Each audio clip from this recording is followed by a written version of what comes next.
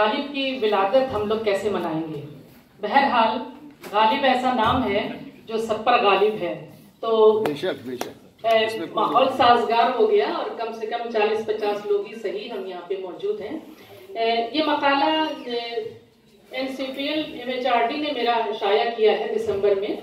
वही मकाला मैं आपके सामने पेश करना चाहती हूँ। गालिब की अजमत है और भी दुनिया में सुखनवर बहुत अच्छे हैं, और भी दुनिया में सुखनवर बहुत अच्छे, कहते हैं कि गालिब का है अंदाज़े बयां। और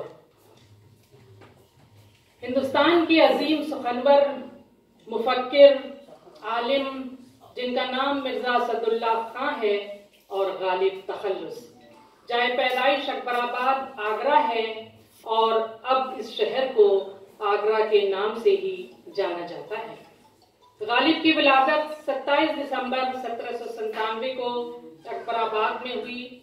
बचपन आगरे में गुजरा। मिर्जा नौशाह लक़ब और नजमुद्दौला तबीरुल मुल्क निज़ाम जंग खिताब था। वालिद का नाम मिर्जा अब्दुल्ला बेग खां था। जब गालिब की विलादत हुई उस वक्त आगरा मरहटों के कब्जे में था और सल्तनत मुगलिया का आखिरी ताजदार यानी बहादुर शाह जफर मरहटों का कैदी बना हुआ था। उस वक्त अंग्रेजों का सितारा उरूज पर था। मरहटों को शिकस्त देकर अंग्रेजों ने अपना परचम दिल्ली व आगरा और उसके इर्द गिर्द इतराफो जवानिब पर लहराया। गालिब के वालिद मिर्जा अब्दुल्ला बेग खां उर्फ मिर्जा दूल्हा, उनकी शादी कमीदान लफ्ज जिसको उस वक्त कमांडेंट के लफ्ज से जाना जाता था, उर्दू में कमीदान है, तो कमांडेंट ख्वाजा गुलाम हुसैन रईस आगरा की बेटी से हुई थी। गालिब ने इब्तदाई तालीम आगरा के मशहूर असातिज़ा से पाई। शेख मुअज़्ज़म जो उस वक्त आगरे के नामी मुअल्लिमों में से थे, गालिब उनसे तालीम हासिल कर रहे थे। गालिब में अपने छोटे भाई मिर्जा यूसुफ खां के सिने शऊर तक आगरा में ही रहे। 1857 के गदर में इनके छोटे भाई का इंतकाल हो गया था और गालिब उनकी मैयत में भी शामिल न हो पाए थे। हुरमुज़ नामी एक फारसी शख्स जो गालिबन आगरे में बहैसियत एक टूरिस्ट के सयाह के आया, जिसने इस्लाम कबूल कर लेने के बाद उसका नाम अब्दुस समद हुआ और उसने 2 बरस तक गालिब को आगरे में ही तालीम उन्होंने दी। गालिब ने आगरे में गालिब का ननिहाली मकान जिसमें वो पैदा हुए, इसके बारे में गालिब खुद लिखते हैं कि हमारी बड़ी हवेली वो है जो अब सेठ लखी चंद ने मोल ली है। उसके दरवाजे की संगीन 12 दरी में मेरी नशिस्त थी। आगरा की इस हवेली में अब इंद्रभान गर्ल्स इंटर कॉलेज कायम है जो काला महल पे है, जिसको कला महल लिखा हुआ है। ख्वाजा अल्ताफ हुसैन हाली की लिखी हुई गालिब की सवामेउरी यादगार गालिब में कला महल का जिक्र है, वो कला महल जो अब काला महल के नाम से मशहूर है। ये कॉलेज वही है। गालिब के नाना की जागीर में बहुत सारे देहात शामिल थे और शहर आगरा में भी इनकी बड़ी जागीर थी। 10 सितंबर 1833 को मुंशी शिव नारायण आराम अकबराबादी आगरे में पैदा हुए। मुफीद-ए-आम इंटर कॉलेज आप सभी लोग जानते हैं, मुफीद-ए-आम इंटर कॉलेज से उन्होंने शिव नारायण जी ने कायम किया था। ये कॉलेज मोतीलाल नेहरू रोड पर आज भी मौजूद है, सर जो यूनिवर्सिटी का रास्ता है उससे थोड़ा सा आगे जाके। मगर वहां जाने के बाद मैं वहां पे रिसर्च के लिए गई। वहां जाने के बाद मायूसी हाथ आई। वहां मुंशी शिव नारायण आराम अकबराबादी की एक फ्रेम की हुई तस्वीर बहुत पूछने पर मुझे मिल पाई, वो भी बहुत बोसीदा हालत में। एक हॉल जहां वो तस्वीर एक कोने में रखी हुई मिली, वहां के इंतजामिया ने दोबारा उस तस्वीर को मुंशी शिव नारायण की वहां लगाने की जहमत गवारा न की। बाकी जो निशान मुझे उस हॉल की शक्ल में और दूसरे नजर आए वो खंडहर के सिवा कुछ नहीं। उसी खंडहर में कहीं कुछ दिए हैं टूटे हुए, उसी खंडहर में कहीं कुछ दिए हैं टूटे हुए, उन्हीं से काम चलाओ बड़ी उदास है। मुफीदियान कॉलेज के हालात देखकर और वहां के एक उस्ताद की जबानी कुछ बातें सुनकर आंखों में आंसू जरूर आ गए। एक अहले दर्द ने सुनसान जो देखा कफस, एक अहले दर्द ने सुनसान जो देखा कफस, यूं कहा आती नहीं अब क्यों सदाए अंदगीब। मुफीदुल खलाइक प्रेस मुंशी शिव नारायण आराम अकबराबादी का था। आलमी शोहरत याफ्ता फारसी और उर्दू के अजीम शायर मिर्जा गालिब का पहला दीवाने फारसी और दीवाने उर्दू 1863 में यहीं से शाया हुआ था। दस्तंबू फारसी पहली बार नवंबर 1858 में मतबा मुफीदुल खलाइक जो मुंशी शिव नारायण का था से ही शाया हुआ। इस मतबे से किताब के इशाअत मयार व शोहरत की जमानत थी। उस जमाने में इस प्रेस से जो किताब छपती थी इसका मतलब ये था कि कुछ है, कुछ मानी है उस किताब के। मुंशी शिव नारायण आराम अकबराबादी गालिब के शागिर्द थे। गालिब के हमअस्र असातिज़ा जो उस वक्त आगरे में थे उनमें बहुत सारे नाम हैं सर, कुछ चुनिंदा नाम आपके सामने लेना चाहूंगी। खलीफा असीर, मिर्जा आजम बेग, इफामुल्ला, साहिर शेख, सैयद मदद अली तपिश, महाराजा बलवान सिंह, मिर्जा खानी रंज वगैरह वगैरह, मुंशी जवाहरलाल जवाहर में मीर, इन लोगों के नाम है। फेरिस्त लंबी है। बाबू गोविंद सहाय निशात अकबराबादी जो उनका तखल्लुस था, वो जिन्होंने 1862 में वकालत का इम्तिहान पास किया और आगरा दीवानी में वकील हुए, वो भी मिर्जा गालिब के शागिर्द थे। गालिब की शादी नवाब इलाही बख्श खां मारूफ की साहबजादी और नवाब बख्श खां वाली फिरोजपुर झरका व जागीरदार लोहारू की भतीजी उमराव बेगम से हुई थी।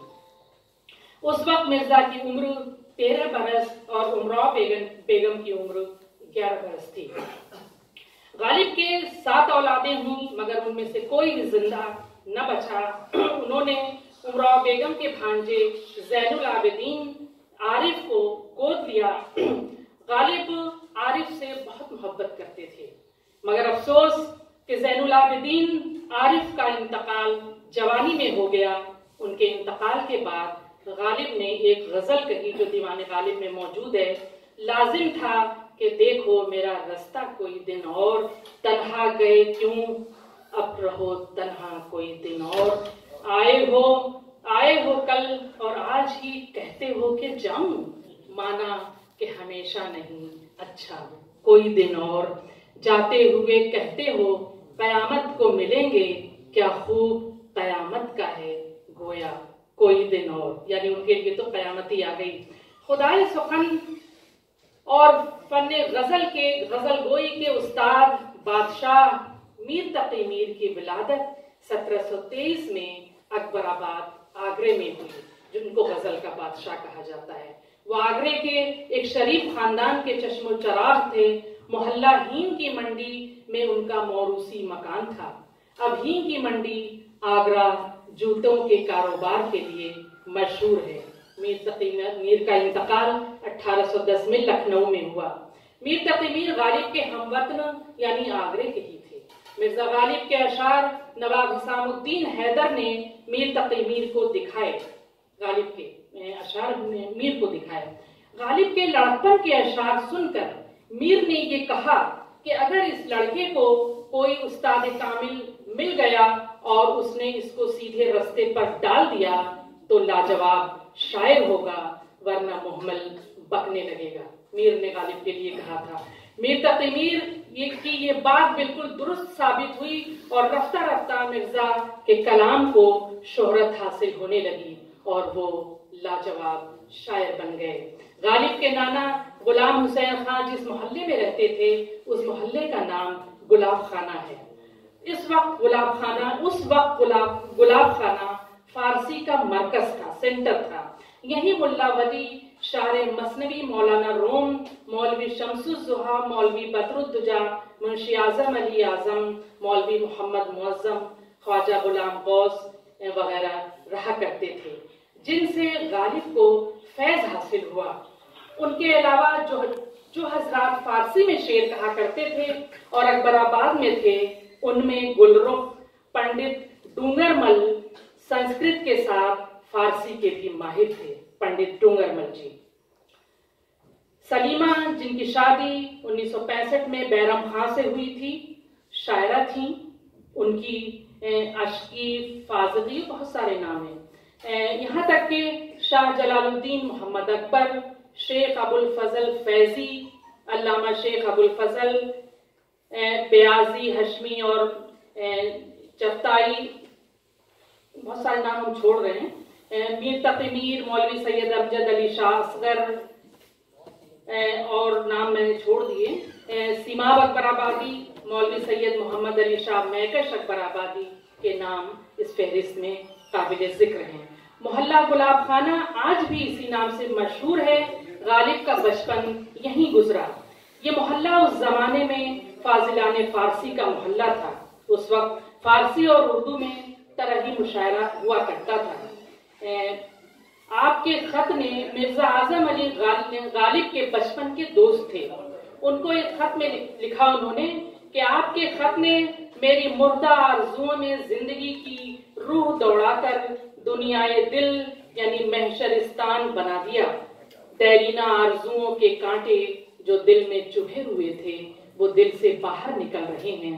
आह, मुझे वो जमाना याद आता है जब ये पूरी कायनात यानी अकबराबाद मेरा वतन थी और हमदर्द दोस्तों की अंजुमन हर वक्त आरास्ता रहा करती थी। गालिब को फारसी से रग़बत थी और शेरगोई से फिक्री मुनासिबत। 11 बरस की उम्र से ही शेर कहने लगे थे और खास तौर पर आगरे के इल्मी माहौल ने गालिब की शायरी पर असर डाला। उनकी शायरी दिल की गहराइयों को छूती है और हमें ये कबूल करना ही पड़ता है कि गालिब का अंदाज़े बयान ही उन्हें औरों से अलग करता है।